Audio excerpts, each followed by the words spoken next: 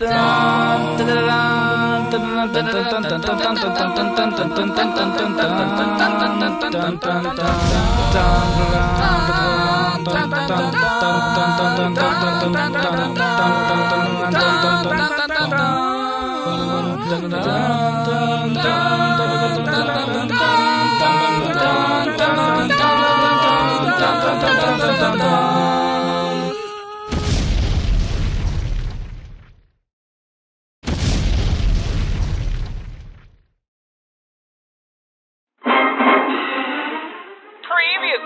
on The Star Wars, Padme's in danger. The war between the Republic and the Separatists is reaching its climatic beginning.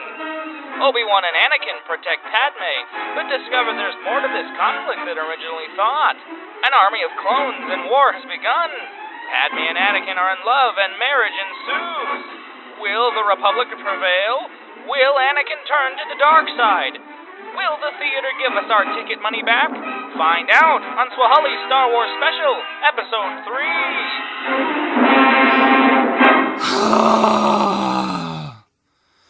You know that sensation you have after a long day of doing something painful and you get to finally sit down and take a rest?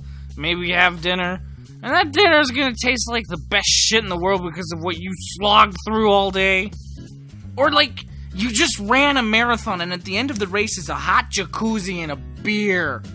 Yeah, that's what it's like doing a video series about Star Wars and starting with the prequels. You know you've got to get all the hard shit done and it's just gonna wear you out. But when it's over, you get to do something you really enjoy. The original trilogy is, of course, great. You know, that's why I have the posters framed here on my wall. But Episode 3 was actually one of the few of the prequels that I liked. I think I have a poster of that. Let me just go checking. Oh, okay, so it's... what is this? Okay, I didn't know that was back there. How long has this been back here? Here we go. Oh, yeah, look at that. It's Anakin. He's gonna be Darth Vader. Episode 3.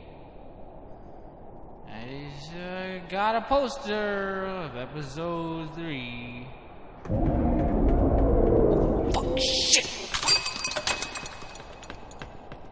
Episode 3 is actually the first Star Wars I saw in a theater.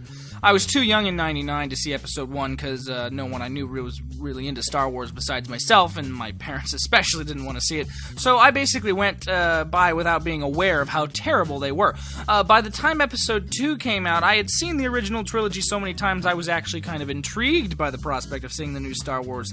I remember a friend whose parents had actually liked Star Wars and took him to see it, and he told me it was pretty boring. So I never saw it in theaters. Then finally, Episode 3 comes out, and I'm in the 8th grade, and I have a group of friends who actually want to go see the movie, and I remember being so put off by Episodes 1 and 2 that I had some of the lowest expectations, but you know what? I was actually kind of excited, and I saw it, and it was actually kind of okay. Episode 3 is actually my favorite of the prequels, because it's the one that comes the closest to the originals, but that doesn't really save it either, and let's see why. Number 1, the plot. Episode 3 starts with a bang! Or at least, it starts with some boring one-take shot, computer-generated bullshit, and then finally we get to the bang! And this time, the bang is far less significant than the previous two. I just wanted to keep a running joke going. So we start with the Chancellor having gotten himself kidnapped, and it's Obi-Wan and Anakin's job to rescue him. There they encounter the dreaded Count Dooku and General Grievous. Dooku, Obi-Wan, and Anakin have a big fight, much like at the end of Episode 2, but this time Anakin wins and cuts off Dooku's head per the instructions of Palpatine. Honestly, if you didn't know he was the bad guy by now, really, truthfully, he's the bad guy. Okay. Obviously, this is a pretty big development for Anakin. I mean, up until now, he's only directly murdered Sand people, who apparently don't have any rights in this universe. Maybe Tatooine has a stand-your-ground law. After General Grievous escapes and tries to crash the ship with them in it, Obi-Wan and Anakin make their way to the Jedi Council. Padme stops Anakin and tells him that she has big news. She's pregnant. and the baby is his. You are the...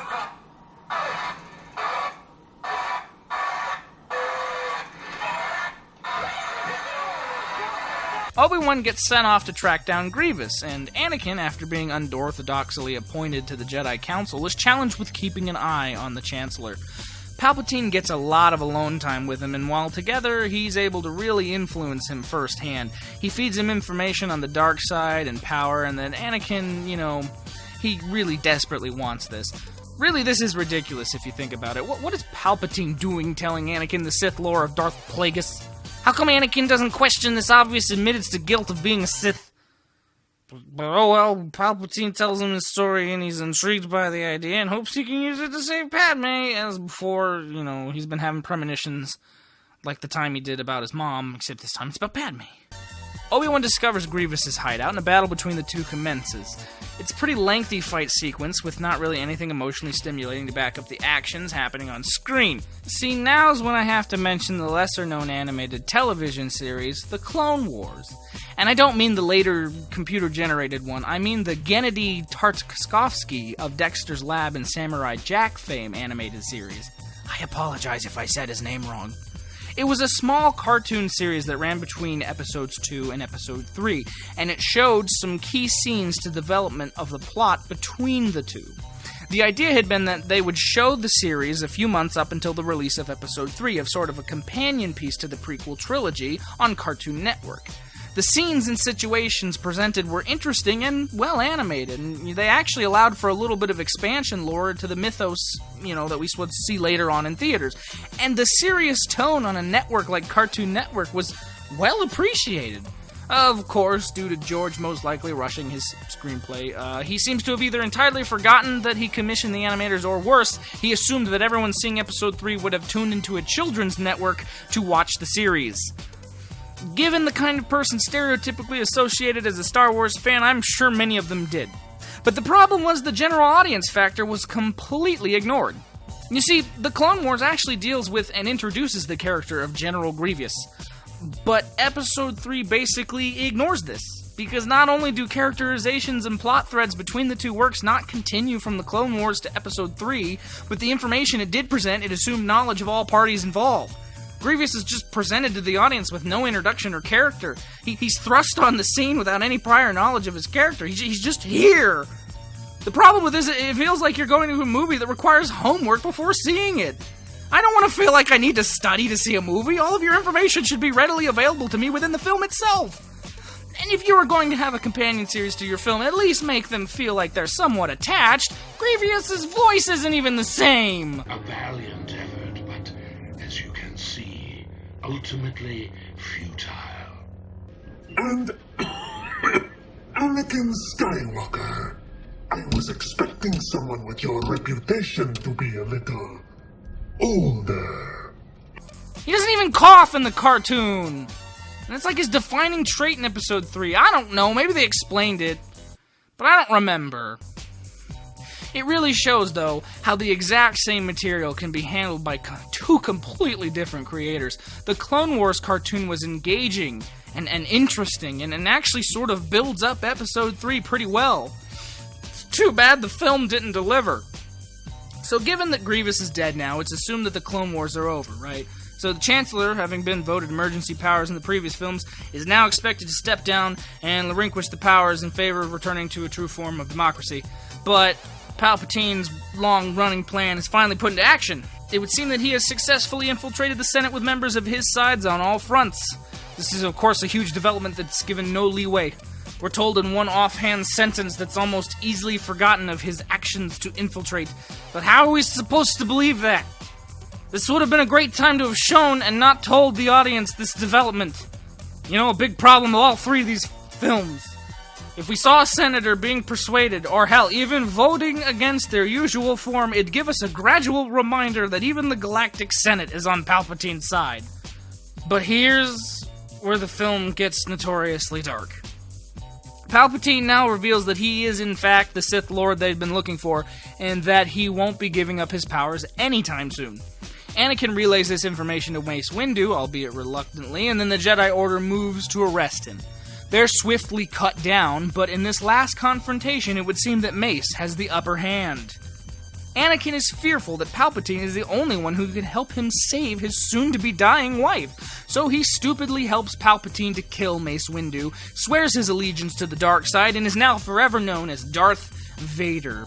Palpatine has apparently programmed orders into the brains of the clones sometimes, 10 years ago when they'd been commissioned to be made on Kamino. Again, a scene here, or even back in Attack of the Clones could have been included that shows Palpatine give an order to a clone, just an offhand order, something small even, just a little bit of a setup for this power that he's had the whole fucking time. Bring me a peanut butter and jelly sandwich.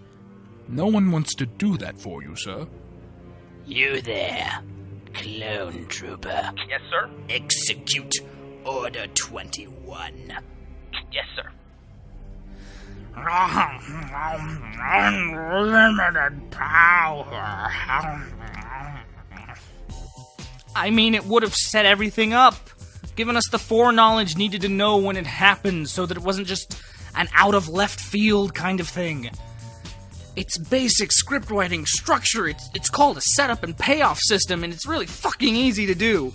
You give us some information offhandedly in the beginning as the setup, and this puts us in the mindset that these things exist and are in play. We just aren't sure when yet. Then, afterwards, when it finally pops on later on, we're well aware of it and doesn't feel like it just sort of fucking appeared. So basically, all of the clones kill all the Jedi, except for Yoda and Obi-Wan. Anakin murders all the children. It's pretty dark. I'm not sure why, though. This is the first Star Wars to be rated PG-13, and it's pretty unnecessary. Obi-Wan and Anakin fight.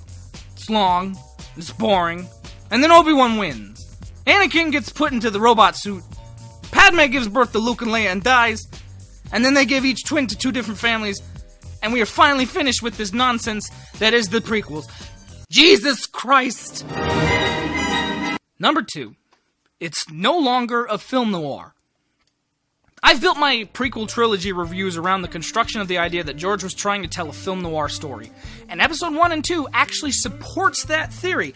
But then we get to episode 3, and at this point George just decided to throw the rest of it out of the way and just go full-blown Machiavellianism. The funny thing is, though, that that was part of the fun of rewatching the prequels for me. It was finding all the clues that points out to my theory. Now it's just sort of a bland, dark, sort of Star Wars movie that's literally a Star Wars movie for the sake of being a Star Wars movie. Which brings me to my next point. Number 3. The metamyth that is Star Wars. See, Star Wars, at least the original trilogy, is an influential paradigm of the monomyth. If you're not aware of what the monomyth is, stick around for next month. We'll get into that with episode 4.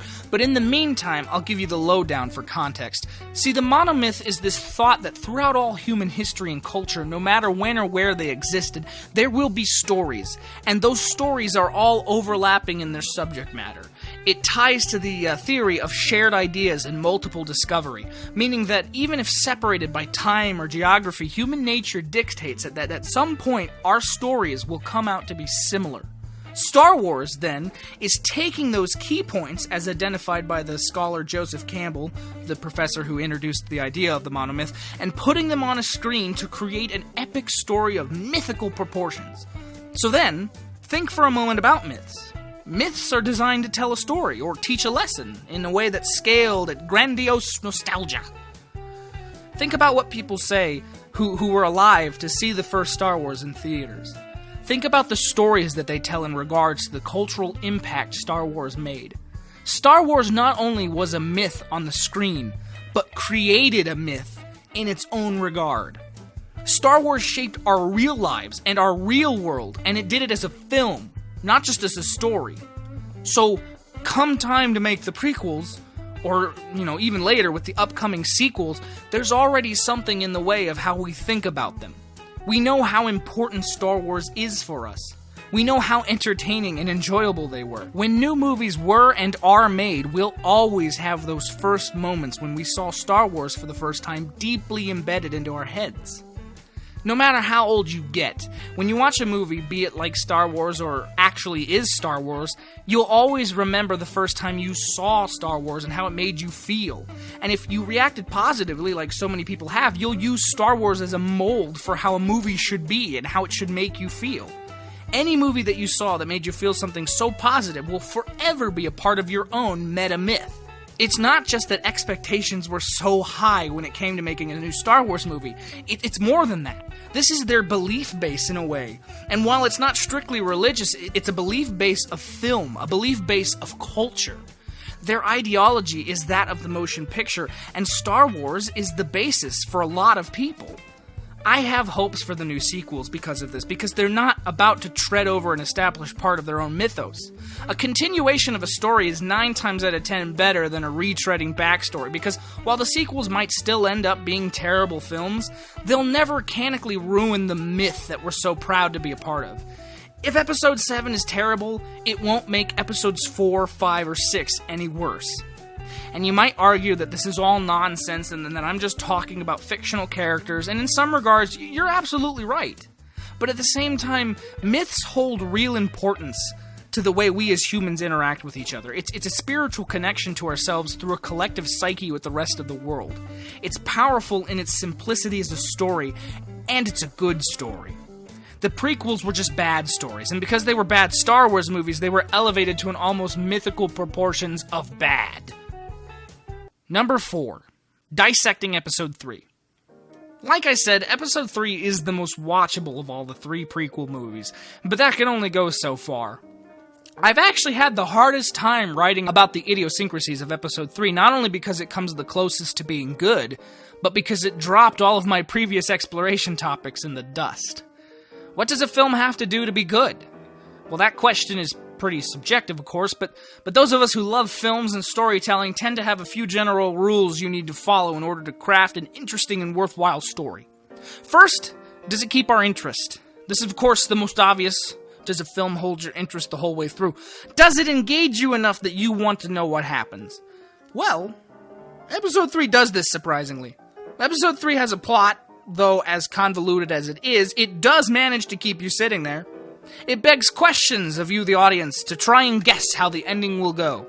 After all, going into this film, we all knew that Anakin was going to, become Darth Vader. It was just given from the start, but here's when we finally get to see all of that why. We were speculating and guessing, and while the answer we received was, pretty lame, we were still interested in its outcome. Secondly, a film must have good characters, and subsequently dialogue. You can have the most boring, cliche of all plots, and still save your movie with good characters who speak interesting things. Fuck! Watch Reservoir Dogs! Oh shit, sorry. Sorry! The fanboys are here now, aren't they? Hey, down boy! Down boy! Down boy! I didn't say Reservoir Dogs was a bad movie, did I? It's a slow movie. It's a predictable movie. Yes, the undercover cop plot was a twist, but it was one of those twists you can only appreciate once. It's not like something like The Sixth Sense, where you can go through the film and find all the subtle clues that showed you Bruce Willis was dead the whole time. Reservoir Dogs is like, oops, guess Mr. Orange is a cop. This doesn't change any of his previous scenes other than now you know he was only pretending. But the plot doesn't matter with that film, because it's about Mr. Orange, not his profession. It's about Mr. Pink, and Mr. Blonde, and Mr. White. It's about the opening scene in the coffee shop, and the scene where Mr. Orange gets shot. The dialogue, the characters, those things are what intrigues us and drives us through to the end of the film, and without that, we'd probably never have watched it. I mean, take Pulp Fiction, for example. God damn it! Again, a movie I like. Pulp Fiction is kind of confusing, in part because of its disjointed elements and anthology style of storytelling, but also because even when you look at them chronologically, there really isn't much of a story there. Just, some basic central conflicts that our characters must overcome. But holy shit, it's a great movie, because we fucking like these characters. They take us on a ride through the whole thing, and we care about them. Subsequently, we care about what happens to them. Episode 3 doesn't have good characters. Obi-Wan is the closest that we get to a good character because he has the most, drama going for him. Yeah, you can argue that Padme being pregnant and then subsequently dying is drama for both her and Anakin, but it's boring. Anakin predicts her death in the beginning of the movie, and since we know that his mom died the last time he did that, and since we know that Padme died already from episode 6... Do you remember your mother? Your real mother? Just a little bit. She died when I was very young. Fucking wrote yourself into a hole there, George. These things aren't really dramatic for us to see them go through. The ending to these situations is already known, and given that each character follows a pretty basic trend throughout all 3 movies, we don't care. I don't care. Do you care? I don't care. Obi-Wan has the most character development. Even though most of his and Anakin's friendship is off-screen, or, if you're a super nerd, it's available in the 2 different incarnations of the Clone Wars cartoons, we still feel that it was there. We know they're good buddies. And we know Obi-Wan is still grieving over the loss of Qui-Gon, even after all these years. Losing Anakin to the dark side is just another blow to him, and you can actually feel that. And, of course, this is partially due to Episode 4 retroactively characterizing Obi-Wan, as we already knew him before these movies started. But hey, technically, that was George's doing in the first place, so you know what? I'll let him have the credit. Finally, a good movie has story, and this is sort of an all-encompassing rule for me because so many things are a part of a story in my opinion. For example, and this is just one example, for me, a great part of storytelling is set design.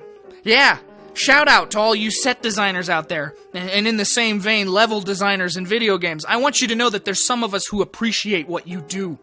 Why is set design story? Because it's a narrative through visual space. If I want my audience to understand that my protagonist is a meticulous genius, I'd probably decorate their room with models and model-making kits, strewn about, or tiny pieces on a desk of something that's half-finished, indicating that my protagonist expects to continue that project very soon, that they want to pick it up very quickly. Posters of their favorite inventors, or even their favorite sci-fi movies or shows. It shows what's important to the protagonist, so important that they hung this modern-day shrine to their inspirations and dreams. That is what people mean when they say a place in a movie feels lived in. These places feel real, and as such, they are telling us information about a character or a group of characters without saying a single word. It's that powerful, and it's subconscious. A good film will give you most of its information visually, and its storytelling is powerful because of that. This is why people complain the most about the green screen backgrounds in the prequels. They don't feel real. Even when there's real sets and locations, they feel clean and organized, like they were just built prior to the shoot. The visual information we're given in the prequels is one of 2 things. Either they feel fake as shit, like I made mention in episode 2, where it was fucking satirized in all hell, or they're not there at all, as we're given all of the information through dialogue. Show, don't tell. Something I mentioned a lot before and will probably continue to mention in all reviews in the future. When you can convey a meaning through visuals alone, you always should. In film, this is the most important rule. If I wanted to listen to people explain the plot and the characters to me, I'd listen to a radio broadcast. This is film. You've got motion, you've got visuals, you've got subtlety. Use those tools. The prequels didn't do this. And what's worse, the story suffered just as much because of it. So ultimately, we've got a film that holds our interest, but for the wrong reasons, as it's telling a story we already know the ending to, it's got bland characters who rarely do anything interesting, and its visual storytelling is so lacking that it's almost non-existent. If you needed a 1-sentence blurb on what I think about the Star Wars prequels in general, that was it. Number 5. The recap so far. So, episode 3 is done. Let's tally up everything, as always. Obi-Wan Kenobi had a master named Qui-Gon Jinn who was near and dear to him. Just before finishing their mission together, Qui-Gon is killed by a Sith Lord who Obi-Wan then also kills. He is now tortured by that loss. Anakin Skywalker is a small, soon-to-be Jedi with great power and potential to bring balance to the Force. Obi-Wan swore he would mentor the young boy and teach him the ways of the Force. The Trade Federation, who are separatists with their droid army, are secretly being backed by the Sith. It's very heavily implied at the end of the film that the newly elected Chancellor of the Republic, Palpatine, is actually the evil Dark Lord. Years later, Padme was under threat of assassination, so now Obi-Wan and Anakin, who has now grown up, are in charge of her protection. While working, they undercover the assassin and track her down. Obi-Wan, figuring out her employer, goes off to find him. Meanwhile, Anakin continues to protect Padme. While protecting her, he learns the fate of his mother on Tatooine and goes to rescue her. She dies, and through his vengeful anger, he gets his first taste of the dark side. Obi-Wan discovers an army of cloned soldiers and brings them back to the Republic, thus starting the Clone Wars. The Sith make themselves known to the Jedi, and Anakin loses his hand in a fight with Count Dooku. Anakin and Padme get married, an act that's forbidden by the Jedi Order, thus needing it to be kept secret and set in motion their eventual emotional downfall. After the Clone Wars are well underway, Padme reveals to Anakin that she's pregnant, but immediately Anakin starts having dreams of her dying during childbirth. Also, almost immediately, Anakin starts looking for a way to save her. After a lengthy investigation, it is learned that Palpatine is in fact the Sith Lord that they've been looking for, and an arrest attempt is made. After it fails, Palpatine issues Order 66 and effectively eradicates all Jedi, sans a few. Anakin, being told by Palpatine that together they can save Padme's life, swears his allegiance to the dark side and becomes the evil Dark Lord, Darth Vader. Obi-Wan and Anakin fight, and Anakin loses, resulting in him being put in the robot suit and forever sealing his place by the side of the newly created Galactic Empire. Padme dies during childbirth, thus twins Luke and Leia are given up for adoption to be hidden from their father. Yoda and Obi-Wan go into hiding and await the day a new hope will arise. Number 6. The End. So there you go. The prequels are done. Holy shit, finally. After 3 months of this shit, writing, planning, and killing myself over what new to say about a series that has been nitpicked to death by the internet as a whole, I'm finally done. Also, it looks like this might be somewhat near half an hour in length. I did not expect that at all. But you know what? Sadly, it was necessary. The upside being that we're now ready to move on to the original trilogy. And next month is also October, so bearing in mind I don't fuck anything up, you should be seeing both Episode 4 of the Star Wars special as well as a Swhalloween special. 2 videos in 1 month. It's magical. So long, prequel trilogy. May I never have to talk about you this extensively again. I'm leaving.